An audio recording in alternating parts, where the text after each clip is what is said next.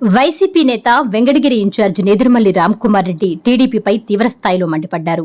అధికారాన్ని అడ్డుపెట్టుకుని అక్రమాలకు పాల్పడుతున్నారంటూ ఎమ్మెల్యే కురుగుంట్ల రామకృష్ణపై పరోక్షంగా ఆరోపణలు చేశారు. అక్రమాలు, అన్యాయాలతో పాటు భూ కబ్జాలు ఎక్కువైపోయాయని, వైసీపీ అధికారంలోకొస్తే ఎవరినీ వదిలిపెట్టమంటూ ఘాటుగా హెచ్చరించారు. ఈ మేరకు ఆయన తిరుపతి జిల్లా వెంకటగిరి పట్టణంలోని ఎన్జేఆర్ భవన్లో ఆదివారం సాయంత్రం మీడియా సమావేశం ఏర్పాటు చేసి టీడీపీపై పలు ఆరోపణలు, విమర్శలు చేశారు. వెంకటగిరి నియోజకవర్గంలో అధికార పార్టీ నాయకులు, రెవెన్యూ అధికారులను, పోలీస్ శాఖను అడ్డం పెట్టుకుని రోజురోజుకు భూ ఆక్రమణలకు పాల్పడుతున్నారంటూ మండిపడ్డారు. తమ ప్రభుత్వం అధికారంలోకొచ్చిన తరువాత ఇటువంటి వారిని వదిలిపెట్టమని హెచ్చరించారు. డక్కిలి తహసీల్దార్ వెంబులూరు గ్రామంలో వైఎస్ఆర్సీపీ నాయకుల పొలంలో సాగులో ఉన్న నిమ్మ చెట్లను జేసీబీలతో తొలగించి దారి ఏర్పాటు చేయడం వెనుక ఉన్న ఆంతర్యం ఏంటని ప్రశ్నించారు. అలాగే మున్సిపాలిటీ వార్డుల పునర్విభజన ప్రక్రియలో పారదర్శకత లోపించిందన్నారు. వార్డుల వారీగా జనాభా వివరాలను సమాచార హక్కు చట్టం ద్వారా కోరినా మున్సిపల్ కమిషనర్ ఆ సమాచారం ఇవ్వడానికి నిరాకరిస్తున్నారని ఆగ్రహం వ్యక్తం చేశారు. ఇప్పటికే రాష్ట్రంలో 2 ప్రాంతాల్లో వార్డుల పునర్విభజనలో గందరగోళం తలెత్తడంతో కోర్టులు స్టే విధించాయని గుర్తు చేశారు. మెగా డిఎస్సీ నిర్వహణలో ప్రభుత్వం తీవ్ర నిర్లక్ష్యం ప్రదర్శించిందని, ఉద్యోగుల చేత తయారు చేయాల్సిన ప్రశ్నాపత్రాలను డిఎస్సీ అభ్యర్థిగా ఉన్న ఔట్సోర్సింగ్ సిబ్బందితో తయారు చేయించడం దారుణమన్నారు. సమావేశంలో పార్టీ నాయకులు, కార్యకర్తలు పాల్గొన్నారు. మండలాలకు సంబంధించిన నాయకులు కూడా వచ్చినారు. వెంకటగిరి నియోజకవర్గంలో ఎక్కడ చూసినా ఈ అరాచకం ఎక్కువైపోతా ఉంది. ఒక టౌన్ మీదే దృష్టి పెట్టాము. ఇప్పుడే వస్తే డక్కిల్లాగా బెంగళూరులో చాలా స్పష్టంగా ఇప్పుడు ఉన్న తహసీల్దారే సమాచార చట్టం కింద జవాబిచ్చాడు. అక్టోబర్ 25 దారిమ్మని అడిగితే ఎఫ్ఎంబి ప్రకారం కాలిబాట కానీ బండ్లబాట కానీ నమోదు కాబడి మిండ లేనందున మీరు కోరిన సర్వే నంబర్ 6లో కాలాపురం పోకనందు బాట ఏర్పాటు చేయటకు వీలు పడదు. ఊరికే ఆయన రాసిందా ఏ సర్వే నంబరు ఎక్కడుంది, ఏంటి, ఎవరికి ఉంది అన్ని రాసుకుని వచ్చి అడిగిన అర్జీ ప్రకారం వీలు కాదు అని తెలియజేశారు తహసీల్దార్ గారు.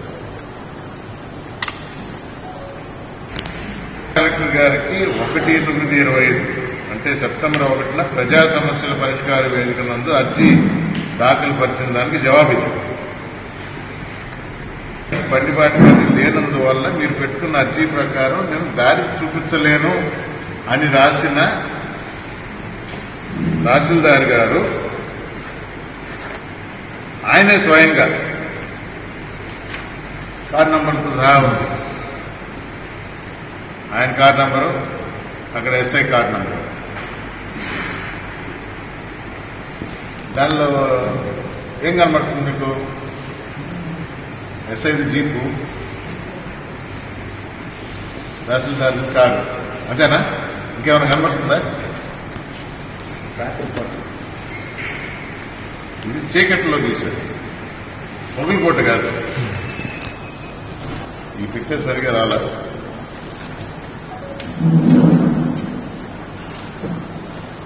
ఇది కూడా మరి ఇది ఎక్కడో అనడానికి అనుమానం లేకుండా పక్క రోజు తీసిన చెట్లు, నిమ్మ చెట్లు అంటే దారి చేయడానికి. ఇప్పుడు తహసీల్దార్ గారు సరిగా చేస్తున్నారు, పద్ధతి ప్రకారం చేస్తున్నాను, రూల్ ప్రకారం చేస్తున్నాను అంటే పగులుపూట చేయొచ్చు కదా. దానికి పోలీస్ సపోర్ట్ కూడా తీసుకున్నారు. నువ్వు చేసేది కరెక్ట్ అనుకుంటే నోటీస్ ఇవ్వలేదు, నువ్వు ఇచ్చిన రిపోర్ట్ ప్రకారం కలెక్టర్ గారికి తెలియజేసిన దాని ప్రకారం అక్కడ బాట లేదు అన్నావు. మరి ఏ అధికారంతో జేసీబీ తీసుకువచ్చి రాత్రిపూట ఉన్న దారిలో ఉన్న నిమ్మ చెట్లను తొలగించి మరీ దారి చేసావు, జవాబు లేదు. ఇప్పుడే చెప్పారు కదా, పోయి అర్జీ ఇచ్చినా తీసుకోరు, జవాబు చెప్పరు. పోలీసులను పెట్టి కేసు పెడతాం, లోపలేస్తాం. మేము కూడా అదే చేస్తాం. వైఎస్ఆర్ కాంగ్రెస్ పార్టీ కూడా అదే చేస్తాం. కేసు పెడతాం, లోపలేస్తాం. కానీ మేము పద్ధతి ప్రకారం పోతాం. మీ ఇచ్చిన రిపోర్ట్నే కలెక్టర్కి పెడతాం. మీరు చేసిన పనినే కలెక్టర్ గారికి తెలియజేస్తాం. మ్యాజిస్ట్రేట్గా, కలెక్టర్గా విషయాలు, వివరాలన్నీ తెలియజేసి మాకు న్యాయం జరగలేదు అనిపిస్తే న్యాయస్థానానికి కోరుకుంటాం. న్యాయస్థానాన్ని కూడా మేనేజ్ చేస్తారా? రాబోయేది వైఎస్ఆర్ కాంగ్రెస్ ప్రభుత్వం. సహనంతో వెయిట్ చేస్తారు. ఇప్పుడే చెప్పారు కదా, మీరు ఎక్కడికి పోరు. మా అధినేత జగన్మోహన్ రెడ్డి గారు చెప్పారు, మీరు రిటైర్ అయినా కూడా బయటికి లాగారు. మా ప్రజలకు అన్యాయం జరిగితే చూస్తూ ఊరుకోము, చాలా స్పష్టంగా చెప్తున్నాము. ఇది ప్రెస్ మీట్ పెట్టింది బెదిరించడానికి కాదు. జరుగుతున్న అన్యాయాలు, అక్రమాలు, పడుతున్న కష్టాలు ఎంత మొరబెట్టుకున్నా అర్జీ రూపంలో కానీ న్యాయం చేయడంలో విఫలమవుతున్న ఈ ప్రభుత్వం దృష్టికి, ఈ అధికారుల దృష్టికి ఎవరో ఒకరు చేస్తుంటే, ఆర్డీఓ చేస్తుంటే కలెక్టర్ గారికి వాళ్ళ దృష్టికి తీసుకువెళ్లి తగు న్యాయం చేయాలని పద్ధతిగా కోరుతూ, జరగకపోతే న్యాయస్థానానికి వెళ్లి అక్కడ మాకు న్యాయం జరుగుతుందని నమ్మకంతో వెళ్తాం. డిలే చేస్తారు, కేసు రాకుండా డిలే చేసి కొనసాగిస్తా ఉంటారు, సాగదీస్తారు. సహనంగా వెయిట్ చేస్తారు. కొన్ని మండలాల్లో మా వాళ్ళే చెప్తున్నారు, అరాచకం ఎక్కువ అయిపోయింది, తిరగబట్టం మొదలు పెట్టారు. ఎలక్షన్స్ కూడా దగ్గరికి వస్తున్నాయి. ఎక్కువ కాలం ఉండదు ఈ ప్రభుత్వం. ప్రజలు విసిగి వేసారిపోయి ఉంటారు. కూటమి ప్రభుత్వం, మరీ ముఖ్యంగా తెలుగుదేశం, చంద్రబాబు నాయుడు గారు చెప్పే అబద్దాలు అలవాటైపోయింది అనుకున్నారు. కానీ ఇప్పుడు తెలిసి వస్తుంది ఆంధ్ర రాష్ట్ర ప్రజలకు. మెగా డిఎస్సి అన్నారు. అంటే వేల కొద్ది నిరుద్యోగులకి ఉద్యోగాలు కల్పిస్తాము అని ముందర పాటు చెప్పారు కదా. నిరుద్యోగ వృత్తి 2000 14-19 మధ్యలో ఎగ్గొట్టారు. ఇప్పుడు నిరుద్యోగ వృత్తి 3000, దాన్ని ఊసే లేదు.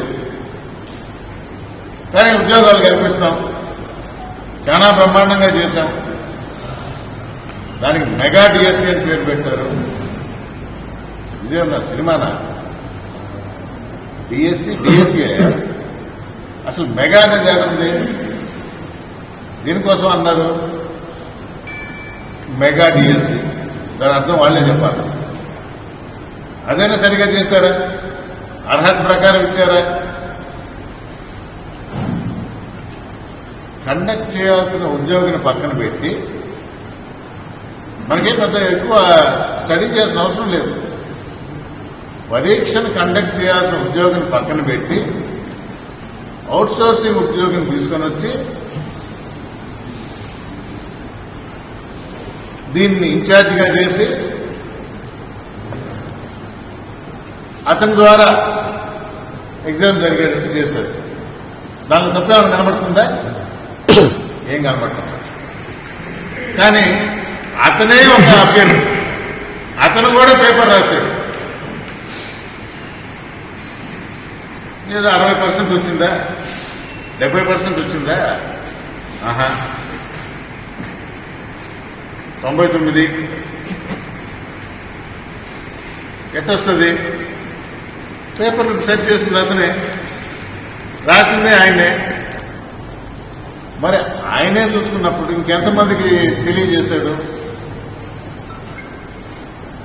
మొన్న నీటిలో జరిగింది, డిఎస్సీలో జరగలేదా? స్పోర్ట్స్ కోటా అన్నారు, పారదర్శకంగా జరిగిందా? జవాబు చెప్పరు. ఆ 7 రోజులు అయిపోయి ఇప్పుడు 14 రోజులు అయింది.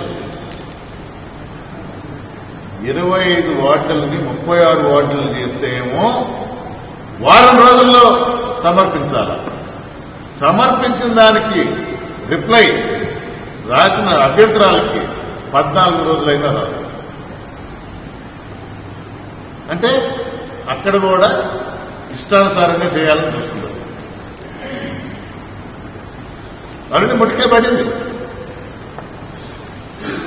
కోర్టు పోతే ఆగింది. ఎక్కడ కూడా ఇచ్చిన హామీని నెరవేర్చడం, లేని హంగామా, అంటే సినిమా స్టైల్లో 3D పిక్చర్లు చూపించడం, లేని దాన్ని అదే 70mm స్క్రీన్లో లాగా కాదండి. డిఎస్సీ అంటారు, మెగా డిఎస్సీ ఏంటి? ఏడాది పుట్టింది మెగా? దేనికోసం పుట్టింది మెగా? ఎవరి కోసం పుట్టింది మెగా? వీటన్నిటికీ రాబో ఎన్నికల్లో ప్రజలైతే బుద్ధి చెప్తారు. నిరంతరం వైఎస్ఆర్ కాంగ్రెస్ పార్టీ ప్రజల తరఫున పోరాడుతూనే ఉంటుంది, అండగా నిలబడుతుంది, అక్రమాలని అన్యాయాల్ని ఎదిరిస్తుందని తెలియజేస్తూ జగన్మోహన్ రెడ్డి గారి నాయకత్వంలో మేము పనిచేస్తూ ప్రజలకు అండగా ఉంటామని తెలియజేసుకుంటూ సెలవు.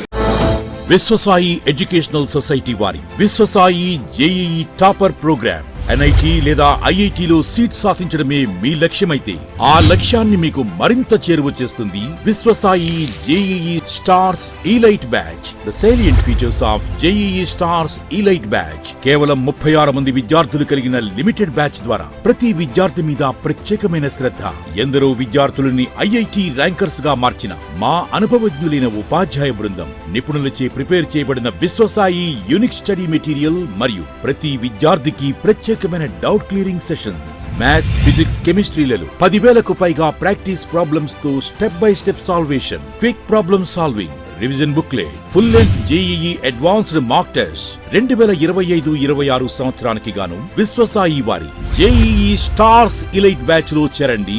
విశ్వసాయి అంటేనే తల్లిదండ్రుల నమ్మకం, విద్యార్థుల విజయం. Viswasai educational society, Nellore, Tirupati.